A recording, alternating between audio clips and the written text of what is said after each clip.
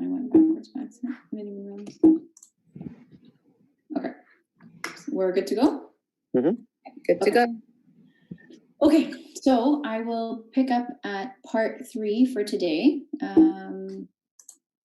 So just a reminder about what the theme verse is from Deuteronomy 6, 5-9. And like we said, the reason that we picked this theme verse is just because it exemplifies what we're supposed to be doing at the end of this 4-week series. So next week is going to be our last week, and I'm hoping that by the end of next week, we have become as close as we can in 4 weeks to what this verse tells us to do. So far, during week 1, we talked about the initial pursuit, and wow, there's a typo, getting introduced. I'll fix that later. And how God initially tries to just grab our attention and get him to notice him, and what the beginnings of the relationship look like. And then last week we talked about being in a relationship with him and what that looks like, and how relationships are hard work, and how sometimes it requires a little bit of creativity to keep things sustainable.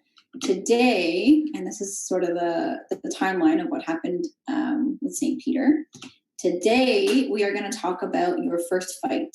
So we are going to take the relationship of St. Peter and Christ as an example of when people don't see eye to eye, when people disagree about something, when things are not all, roses and butterflies, and what that means. And what we really want to get out of today is how to make sure that, after your first fight, not really a fight, but analogous, that you make sure that situation makes your relationship with him rather than breaks your situation with him.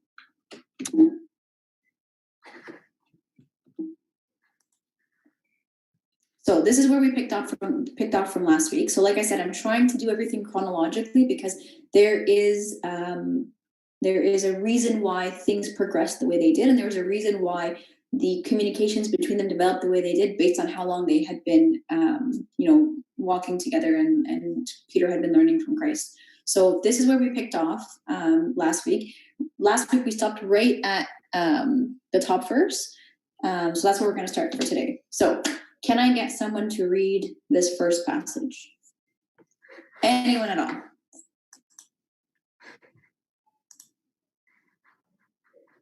I can read it. Okay, Mary. I always rely on you because I know you will. From that time, Jesus began to show to his disciples that he must go to Jerusalem and suffer many things from the elders and chief priests and scribes, and be killed, and be raised the third day. Then Peter took him aside and began to rebuke him, saying, "Far be it from you, Lord, this shall not happen to you." But he turned and said to Peter, "Get behind me, Satan. You are an offense to me, for you are not mindful of the things of God, but the things of men." So this verse is also in Mark 8, or this description is also in Mark 8. So I just want to walk through what happened, because I don't know if this surprises people as much as it surprised me the first time I read it. So Christ is telling them all of these terrible things that are going to happen to him, and he's going to be killed, and it's going to be messy, and it's going to be sad, and he's trying to prepare them. And then Peter takes him aside and says, no, that can't happen to you. And it's not out of, pride or anything. It's he really does care for Christ, and he doesn't want to be without him. And he tells him, no, you're better than this. You're too good for this. You're God. What do you mean? These people cannot do that to you because you're God. And it's obvious that in his comments to him, it's really because he loves Christ. And then Christ's reaction is, "Get behind me, Satan. You are an offense to me, for you are not mindful of the things of God, but the things of men." What a reaction. And I didn't think that what he said the first time I read it was that bad, to elicit such a strong reaction from Christ. But his reaction is so strong. And from Peter's perspective, he's probably blindsided by that. I'm telling you that I don't want that to happen to you. I don't want to go through this, and I want to continue to walk with you, and I want to continue to learn with you, and I want to continue to be your disciple. And then Christ says, "Get thee behind me, Satan." It's such a strong reaction. But what I want to dig deep into is, why was his reaction so strong? Why is Christ responding so harshly to what Peter said? If you think about it, and if you dig down to the root of what Peter's saying, Peter is arguing against the very reason that Christ was here, right? Like, Christ is telling him that he must suffer and he must die, essentially to save humanity, Peter included. And Peter's telling him, no. So what Christ is saying is, don't try to stop me from saving you. Like, this is why I'm here. This is why I came. This is the plan. The plan is for me to come and to do this huge act of love that's going to save everybody. So don't try to stop me from saving you. But Peter's perspective is narrow, right? All Peter sees is, but that means you'll be hurt. And that means that you're not going to be with us anymore. And that means that, and it's very narrow, like it's a very narrow perspective. And Christ is trying to make sure that he grounds him and that he shows him the bigger picture, that I have been with you guys and I have been teaching you guys all of this to show you that there is so much more. So don't stand in the way of that. Don't try and stop what's coming, even though there has to be a little bit of pain in order for the magnitude of what's to come to actually happen. Don't try and stop that. And the equivalent for us is a little bit of like tough love. So, for example, my husband and I, we have fights about health all the time, okay? My husband and I sit on polar opposite ends of the spectrum, okay? If there is anything wrong with usually me, okay, in my mind, nothing is a big deal. Everything's fine. All I have to do is sleep it off. Okay. And people laugh because I'm in healthcare, but whatever. Okay. All I have to do is sleep it off. My husband jumps right to a CT. Like, immediately we must go to emerge for every little thing. Okay. And we often butt heads about it. And it's not because the fight is grounded in any like bad motives or ill intentions. Like, each of us are trying to like ground the other person, and each of us are trying not to get the other person to worry. Rami's way to do it is, let's just investigate everything and then we know it's fine and then nobody has anything to worry about. Mine is, everything is fine, so let's not give somebody a reason to worry that isn't there. But we butt heads about it. And essentially Rami's perspective is like, I am trying to help you. Like, I am trying to save you from yourself. You are like, you're not worried about this as you should be, so let me help you. And it's tough love. This is the same thing with Peter. Christ is telling him, I am trying to save you from yourself. I am trying to fix this. I am trying to I'm working for your benefit and for your future. Don't try to stop me. And in this talk, we're going to talk a lot about, the idea of fighting, and we normally make the analogy between, our relationship with Christ and, male female relationships. In this talk is where we're going to diverge a little bit, because in male female relationships, whenever there's a fight, it is very, very rare that the fight is solely, completely, 100% one person's fault, in my opinion. This context, our fights with him are solely, completely, 100% our fault. So this is the first part in this talk where that diverges a little bit, because, in a fight with another person, there is a possibility that you're right or you're wrong. In your disagreements, in your relationship with God, there is no possibility that you're right.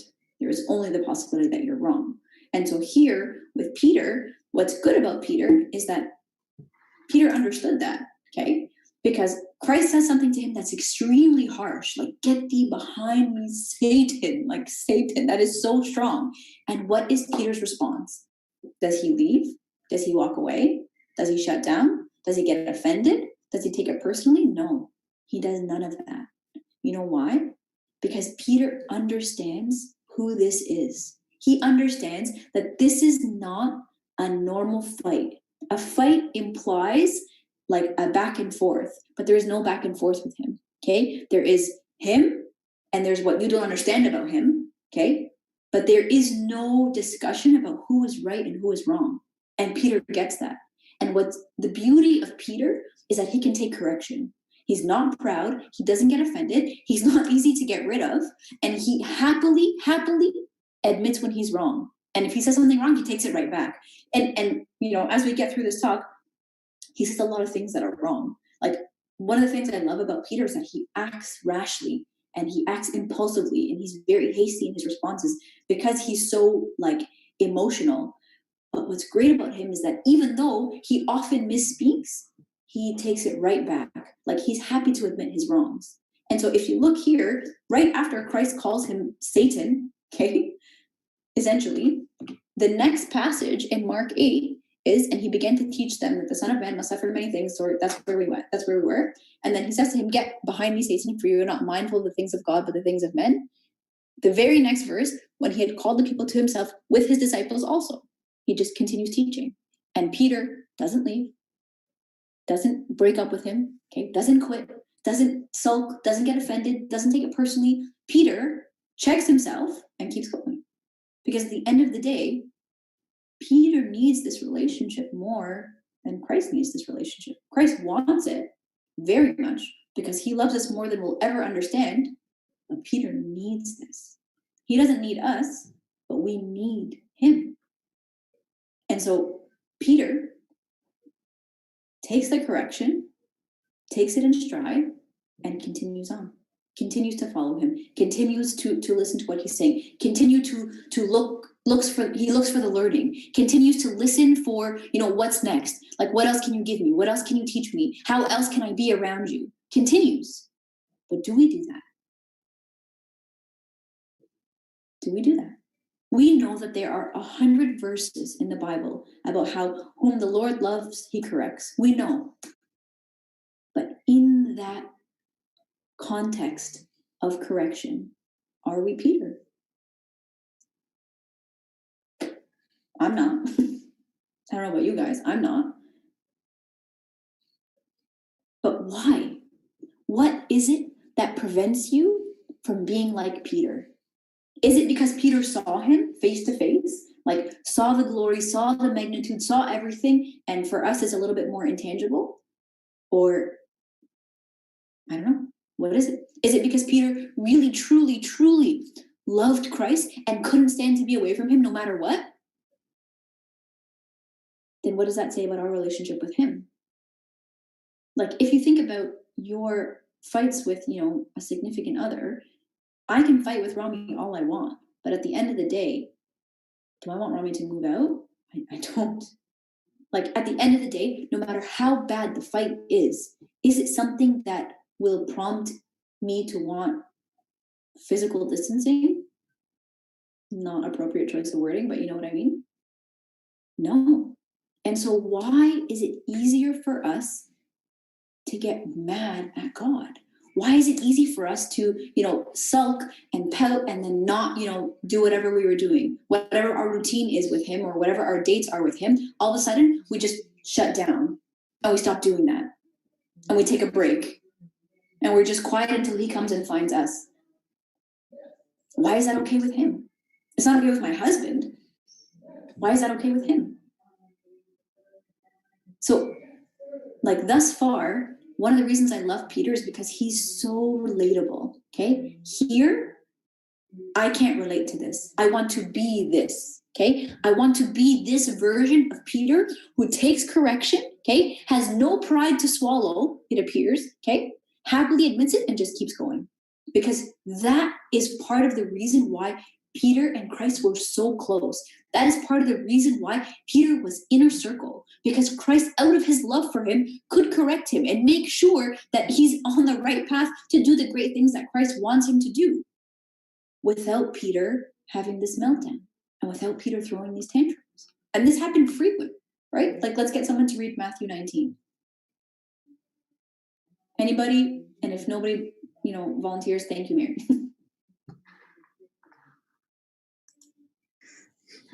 Okay, no problem. And again, I say to you, it is easier for a camel to go through the eye of a needle than for a rich man to enter the kingdom of God. When his disciples heard it, they were greatly astonished, saying, "Who then can be saved?" But Jesus looked at them and said to them, "With men this is impossible, but with God all things are possible." Then Peter answered and said to him, "See, we have left all and followed you. Therefore, what shall we have?" So when I read these passages, to me, this is the one that should prompt get thee behind me, Satan. Okay? So what Christ is telling them is that it's essentially impossible, not impossible, but very, very highly unlikely for a rich man to enter the kingdom of God. Okay? And Everyone is shocked, okay? Everyone. And then Peter says, well, we may have been rich, we may not have been, but now we have nothing and we followed you. So what do we get in return? And this is a good example of Peter's personality, right? Where he just kind of blurts whatever's on his mind. He has no filter. He has no political correctness. It all comes out. And he tells them, well, we have nothing. So what do we get? Like, what do we get out of this? What do we get out of this? The fact that we've uprooted our entire lives for you. Like, fine, you're telling us that they get nothing, but what do we get? What that sounds like to me is, look at everything I have given up for you, okay? Look at everything that I have left for your sake. Like, he is seeking affirmation of all the things that he's done for Christ, okay? He needs assurance that all of this is worth it, okay? The equivalent to us is my telling my husband, I'm the best wife out there. That's me. I have given up everything. I always joke with my husband that I gave up my youth for him. I'm just kidding. It's not actually true. And I always make these jokes about him, and they're all jokes, okay, when I'm trying to bother him. But essentially, that's what Peter is doing, is look at everything I have done for you. And he's looking for affirmation. He's looking for affirmation that he's a good disciple and he's the best disciple and that his sacrifices are noticed and appreciated and acknowledged. Like he's like fishing almost. Do you know what I mean? Like, the analogous example to me is like when people, like, this often sometimes happen, like, when you first get married, but like you first get married and the girl will post about like the dinner that she made for her husband. I have my own opinions about heavy posting and posting of like personal gestures and romantic things. Like, I have my own issues about that, but like that person who's posting is looking for affirmation that they're a good wife and they're domestic. Right? Or like somebody does something hugely romantic for somebody else, okay? And something hugely romantic and hugely intimate, and then they post it because they're looking for affirmation from whoever that this was very romantic. And yes, you're amazing. And yes, you are the best boyfriend or girlfriend or fiance or husband out there. You're number one. That's what they're looking for, okay? And this is what Peter's doing. Peter is saying, look at this. I've left everything, okay, for you. I've given, do you see all the sacrifices that I've made for you? Aren't I the best? Okay. What I expected Christ's response to be would be, get thee behind me, Satan. Who loves to surround themselves with people that are fishing? Like, I mean, maybe this is just me, but that's doesn't take a lot of that for me to get annoyed. It annoys me very easily. Okay. The people that like fish for compliments and are like, constantly seeking affirmation, that drives me crazy. Okay. And generally speaking, I would say that that's a widespread sentiment, that nobody likes to surround themselves with people that are fishing all the time. But look at his response. I expected him to respond like the last one, but this response is so different. And he says to him, assuredly I say to you that in the regeneration, when the Son of Man sits on the throne of his glory, you who have followed me will also sit on 12 thrones, judging the 12 tribes of Israel. And everyone who has left houses or brothers or sisters or father or mother or wife or children or lands for my name's sake shall receive 100-fold and inherit eternal life. But many who are first will be last, and the last will be first. So Peter is seeking affirmation, and here Christ gives it to him. Christ tells him, you know what? You have given up a lot for me. And because you've given up a lot for me, this is what you get. What's the difference? What's the difference in the way Christ reacts? In the first one, it's such a harsh, response. And in this one, it's the opposite end of the spectrum. It's like too nice. What's the difference? The difference is what motivates Peter to ask. In the first one, okay, Peter has his eye, it's a very narrow vision. All he can see is what's in front of him, even though Christ has spent their entire time together talking to him about what's coming next and the bigger picture and the heavenly kingdom, and preparing them to keep their eyes fixed on what's coming and what's above. In that previous example, Peter is fixated on the here and the now. And what do you mean you're not going to view this anymore? Okay, here, in this example, Peter is saying, I want the kingdom of God. Like, yeah, I look what I gave up for you, and look what I've done, and I'm the best disciple ever. But I want you to see that because I want the kingdom of God, because I want a piece of that. Like, I want to be with you there. That's what I want. And the difference in Christ's reaction are a reflection in the difference in Peter's vision. One of them is very short-sighted, and the other one is very long-term. Essentially, in this passage, Peter has accomplished what Christ is trying to teach him, in that he's keeping his eyes and his focus above all the things that are happening here that are not really important. What does that mean for us? When things are not going smoothly, we have to put it in context, okay? Whatever your disagreement is, whatever he didn't give you that you wanted, whatever he has withheld from you for whatever reason, okay? Are you upset because your focus is here, or is your focus here? Because I don't know your situation, but odds are you're going to be more upset if your focus is down here. Odds are, if this is your fixation, it's going to bother you a lot more, whatever he's withheld from you. Because we know that he's not withholding up there. We know that. He's already told you what needs to happen for you to get there, and he's already told you that he doesn't want to withhold that from you. So we know that. So odds are, whatever he's withholding down here is for the purposes of giving you what's up there. So why are you mad? Why are you mad? And like, don't get me wrong, okay? I understand. I am the first person who gets upset. And I am so dramatic, okay? And I am so like theatrical in everything that I do. And I am the first person who will throw a tantrum about it. But then, if I can just get myself to dig deep, okay? Like, don't take the situation at surface level. I want X, you withheld it from me, I'm upset. That's too surface level, okay? Why are you mad? Why? Why do you want X? Does it have anything to do with him? Because if it has nothing to do with him, maybe that's why it's being withheld. Maybe his withholding it from you, and the reason you're mad at him is him saving you from yourself. The way he tried to save Peter from himself when he told him, "Get thee behind me, Satan." Peter is trying to shoot himself in the foot. Peter's trying to prevent salvation, okay? And he's correcting him to save him from himself. Maybe the reason you're mad at him is because your focus is down here and he's withholding to save you from yourself. Why are you mad? The reason I love the theme verse, and the reason that the theme verse is essentially what inspired this whole series, is because this is what it should be. In this verse, your focus is only on him. There is nothing else. You shall love the Lord your God with all your heart, all your soul, all your strength. And these words I command you shall be in your heart. Teach them to your children. Talk to them when you sit in your house, when you walk by the way, when you lie down, when you rise up. It's everything. It's everything. And in this verse, if we could accomplish this, you are focused on him all the time. And everything else is ancillary. Like, everything else is just peripheral because it's all about him.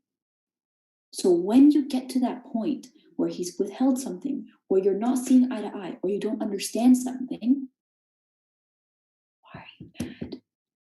Why are you mad?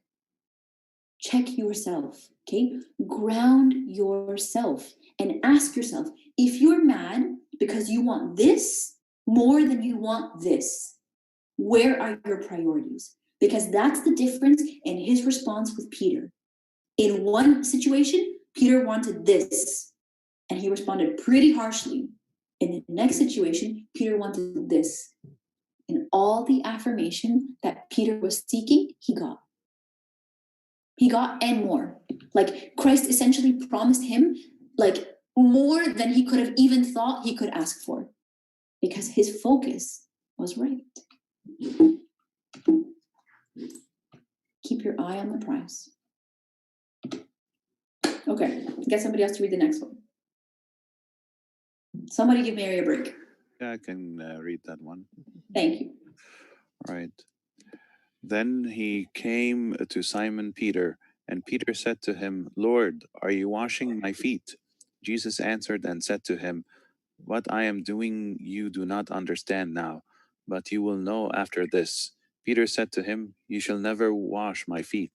Jesus answered him, "If I do not wash you, you have no part with me." Simon Peter said to him, "Lord, not my feet only, but also my hands and my head."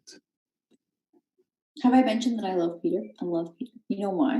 Because he's so rash, right? Like he just blurts whatever's on his mind. And that happens to me all the time. And that's why I'm often in trouble for the things that I've said. I often have to apologize for things that I've said, or I have to take back something that I've said and reword it the way I meant it, not the way it came out.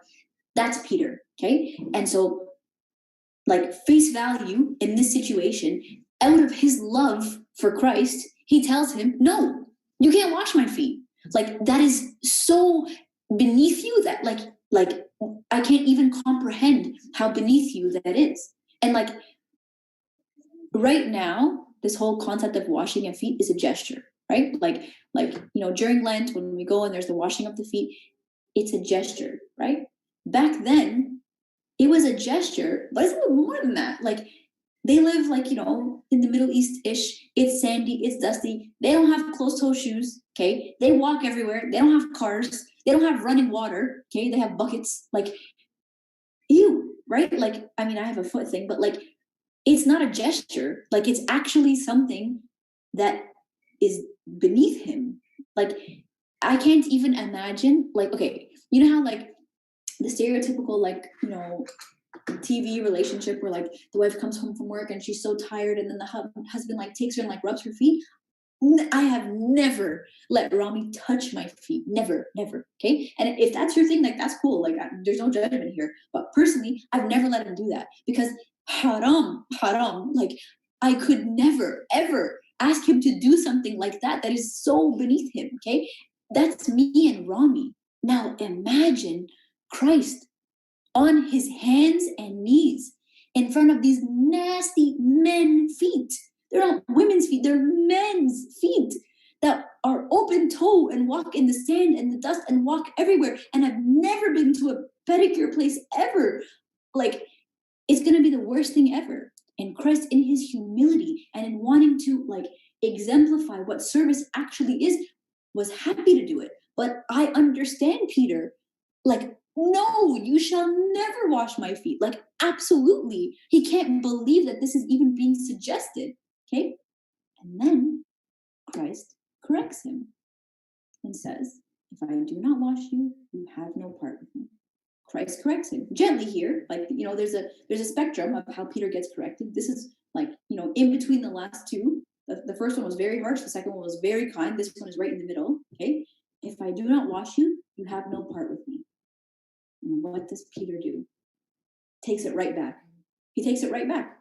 He says, "Oh, okay. Well, if that's what's on the line here, then not only my feet, my hands, my head, like just dunk me.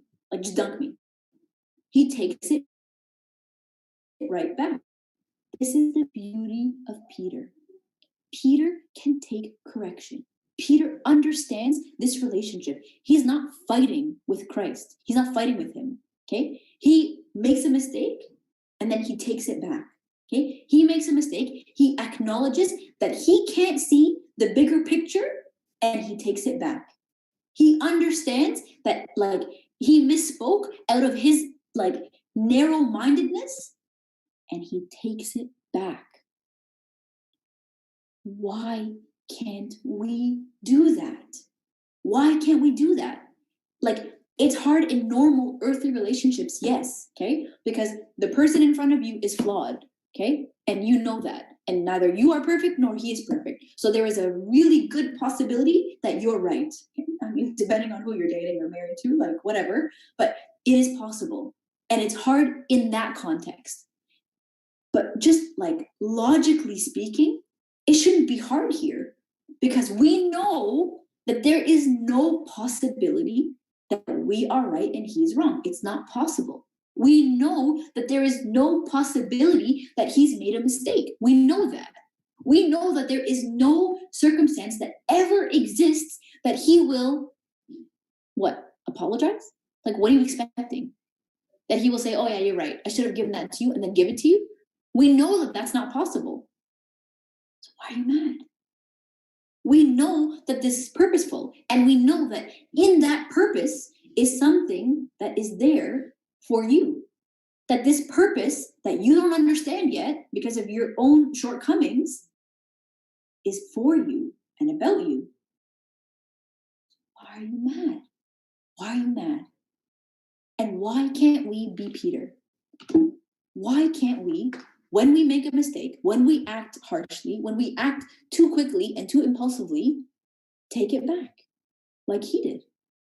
Like, there were a lot of situations between Peter and Christ that could have been the breaking point in their relationship. Like, personally, get thee behind me, Satan. Like, that's offensive.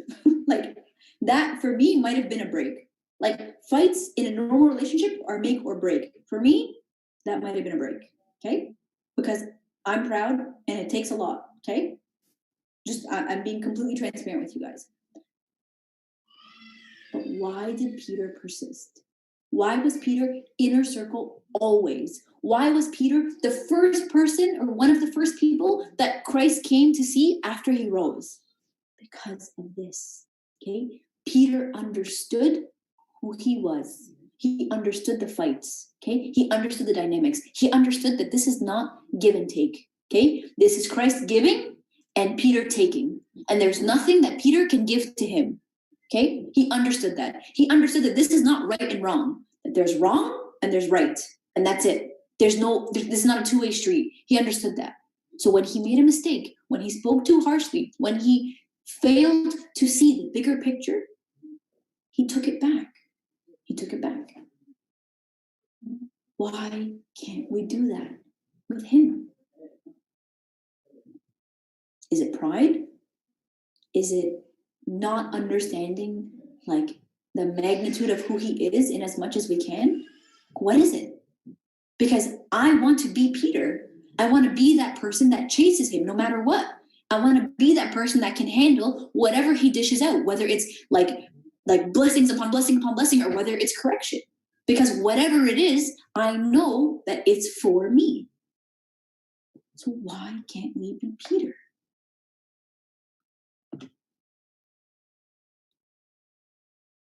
Peter messed up a lot, okay? A lot.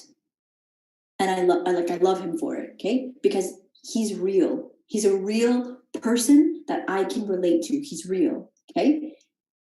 Look at John 18, 10 to 11, okay? When they came to arrest Christ, he's freaking out, okay? He's freaking out. He knew that this was coming, okay? He knew Christ had prepared them for this many times, that he will be killed and he will die for the sake of them. He will die for salvation. He knew that this was coming. But in the moment, okay, hot-headed and impulsive and acting rashly, okay, having a sword, drew it and struck the high priest servant and cut off his right ear.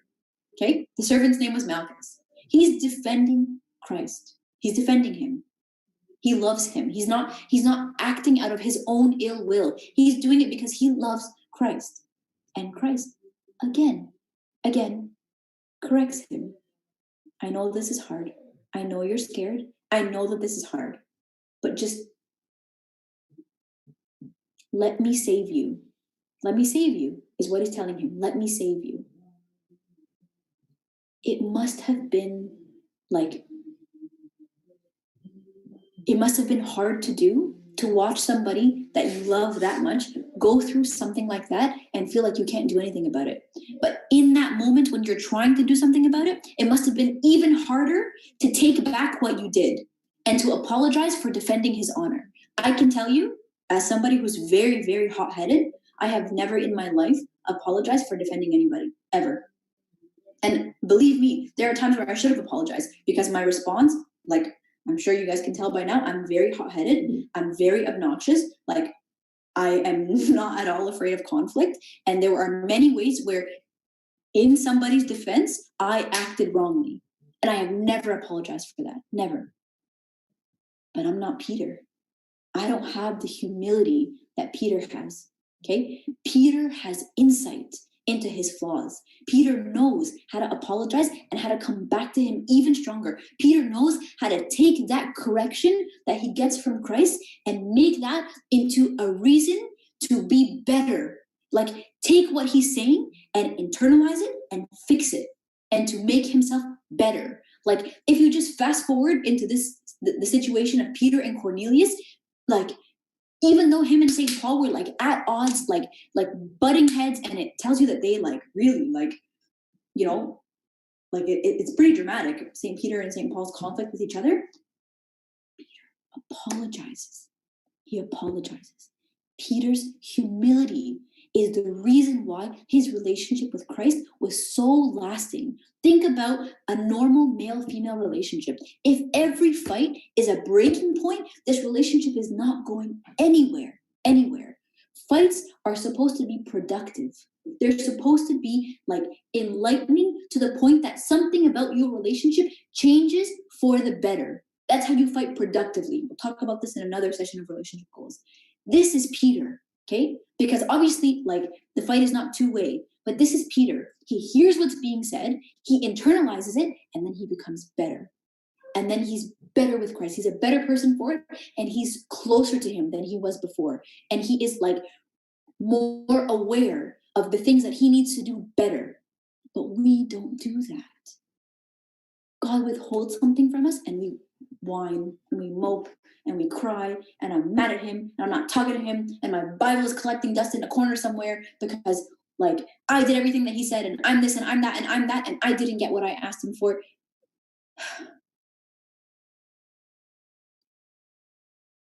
If we screw up, okay, which we have and we will continue to do, we need to be Peter. We need to know how to not be concerned with down here, okay, and be concerned with up there. We need to be able to take back the things that we said that were wrong in our relationship with him and everywhere else. Like, this is a life skill as well, okay? This is not like, it's particularly important in your relationship with Christ, but it's also a life skill. Like, there's also other benefits. Can I get someone to read this part too? Sorry.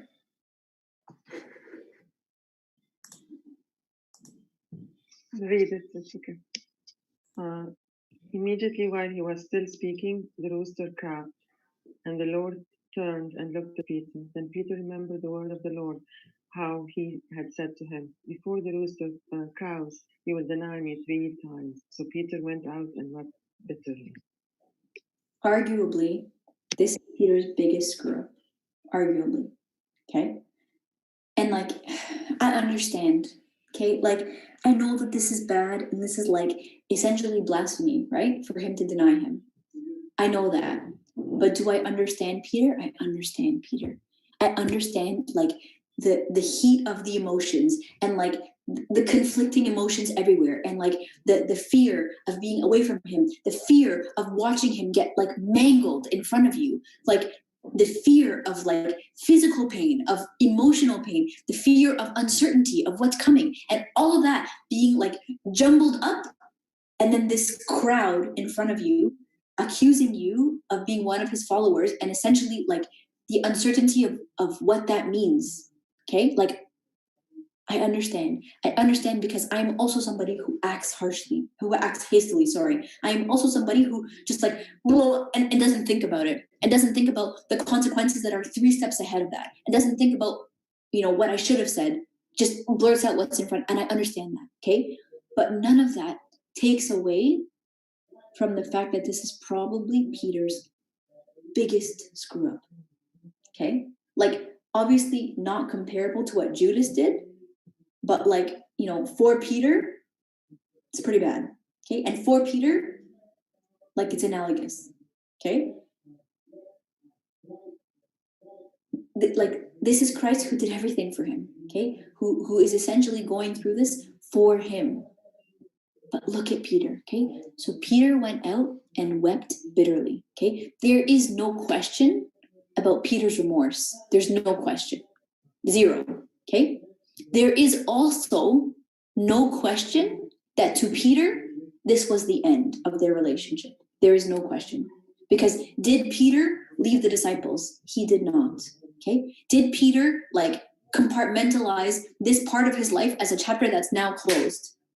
He did not. And if you look, like the next time Peter's mentioned after this, okay, It's because Jesus appears to Peter before appearing to the other apostles. It's because Peter doesn't give up. It's because Peter doesn't take a conflict as the end of his relationship with Christ. Peter doesn't take a conflict as a break from his relationship with Christ, the way we do. Peter is significantly hard to get rid of because Peter understands that he's wrong. And he can apologize for it. And he can admit it. And he can ask Christ, like, show me how I'm wrong so that I can be less wrong. Like, that is Peter. And because that is Peter, Christ appears to Peter before appearing to the other apostles. And because Peter can do that, that's Peter. What I want us to get out of today is the understanding that everything he does, whether it's something that you want or not, is for you.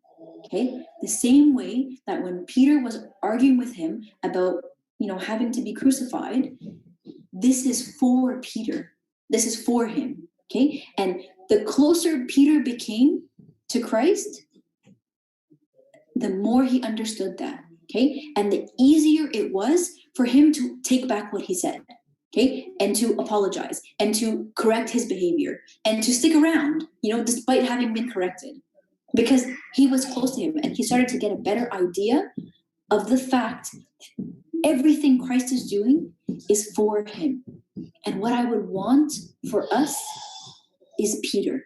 Okay, I want us to be like him, to be able to admit when we screwed up, to be able to apologize, and particularly, and I'm talking to myself here, to not shut down when he corrects, because we know that he hasn't made a mistake, that whom the Lord loves, he corrects, and that whatever he's correcting you about is for you.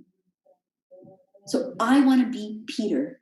I want to be able to ground myself like Peter did in the middle of, something, my being upset or my being whatever it is, because something was withheld or something didn't go the way that I asked him to go. What I want is to fight with Christ the way Peter fought with Christ. That's exactly what I want. I want to fight like Peter, because Peter didn't fight back. Peter just fixed himself. Does that make sense? Okay. That's all I have. Any questions? Any concerns? Any issues? I haven't been checking the chat. I can check it now.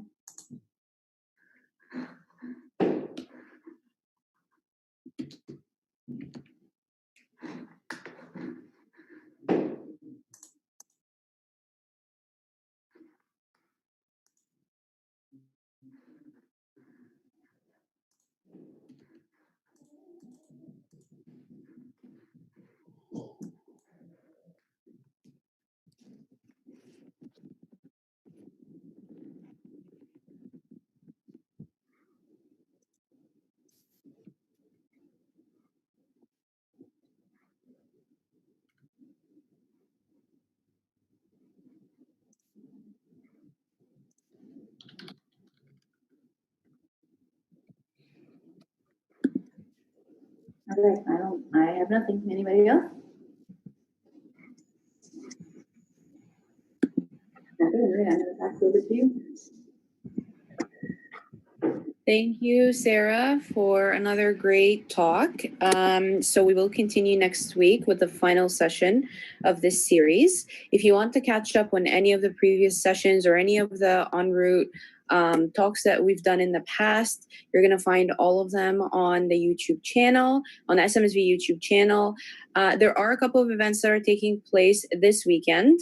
The Church of Virgin Mary and Archangel Michael, Connecticut is hosting a virtual convention at 3 p.m. There's going to be a talk by His Grace Bishop Bullis, And at 6, there's going to be a talk by Father Anthony Morad. And at 9, it's going to be a talk by Father Anthony Misiha. It's also the long weekend in the US, so they are hosting a couple of talks tomorrow as well. I sent the link and the poster in the email, but if you don't have it, just send us a quick email on onroute@smsv.ca and we can send you more information. IGF is also hosting a virtual live event tonight, since we can't meet together, unfortunately, but it's going to be on YouTube at 8 p.m. and it's titled "Becoming Bread: Living for the World." And the author and the speaker is Father Daniel Fenuz, who's the author of The Silent Patriarch. If you aren't on the OnRoute email list, please send us an email on onroute@smsv.ca and we can add you to our mailing list. You're going to get any weekly updates, any upcoming series, and a lot more. We would also love to receive any feedback, any comments, suggestions, or questions. Just send them to us on the email as well. Abuna, would you like to add anything? I see that you're driving.